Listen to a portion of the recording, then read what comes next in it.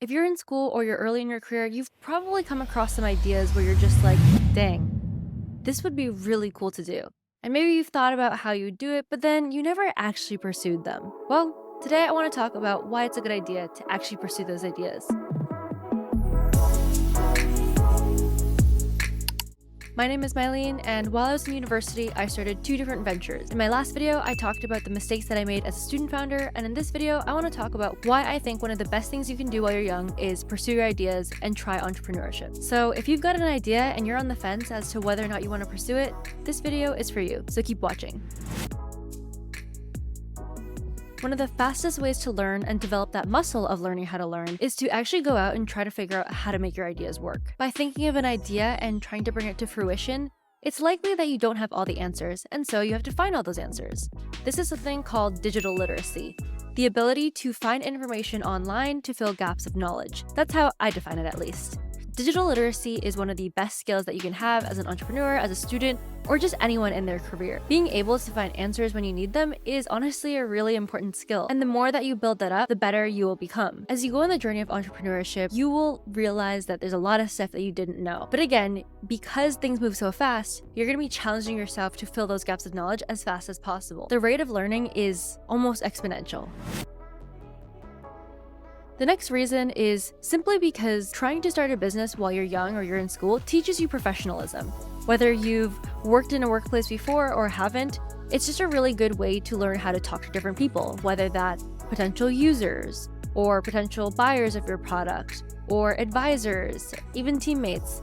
That is all really good practice on how to communicate your ideas and also just how to be more professional when needed. When I was running my ventures, I got really good at pitching and just being able to tell a story around my ideas. And I think that's been one of the skills that has been super valuable in my career.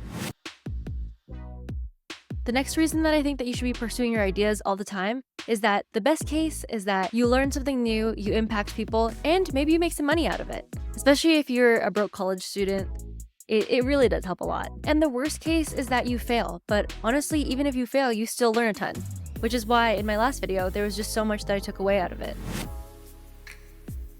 I think it honestly does really change your perspective on the world. I think that for me, as someone who was highly academic growing up, I thought that grades were honestly everything. It was a huge part of my identity, and I attributed success to how high my grades were.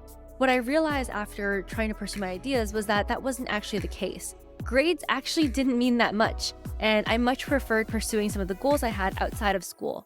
So once you go through that process of acting on your ideas once, it becomes almost addictive because you start to realize that, the school system, the way that you learn, grades, doesn't really matter at the end of the day, because the amount of experience that you can get through your own motivation, through actually pursuing the things that interest you, is way different than maybe what you learn in school or what a piece of paper says about your skill levels and who you are.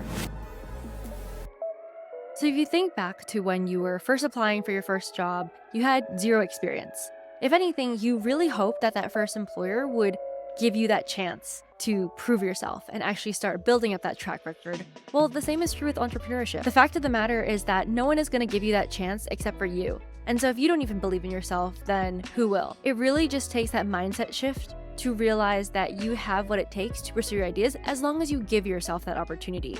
The takeaway here is don't shut that door before you even let it open.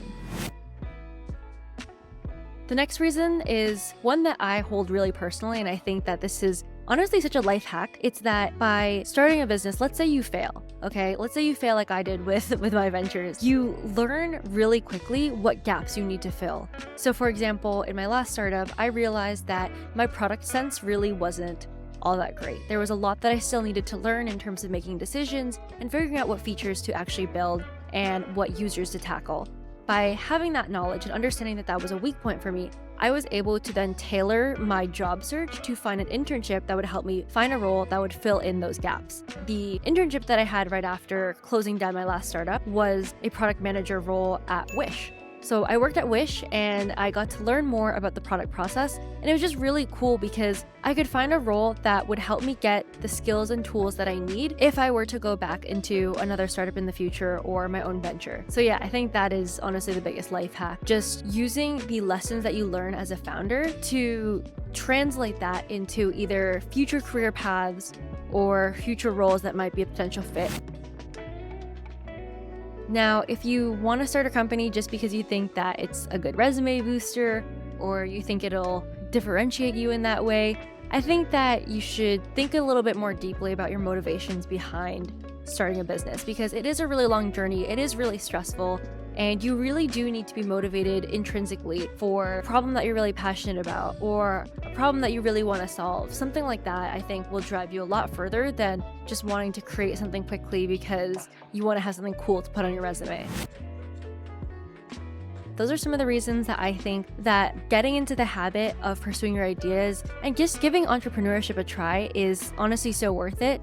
So hope you enjoyed this video, and in the next video, I'll cover some actionable items in terms of how you can actually get started on your ideas and things that you should consider before diving in. I learned a lot in the past few years, so pretty excited for that one, and I think there's a lot of interesting bits to share. Thanks for watching, and see you next time.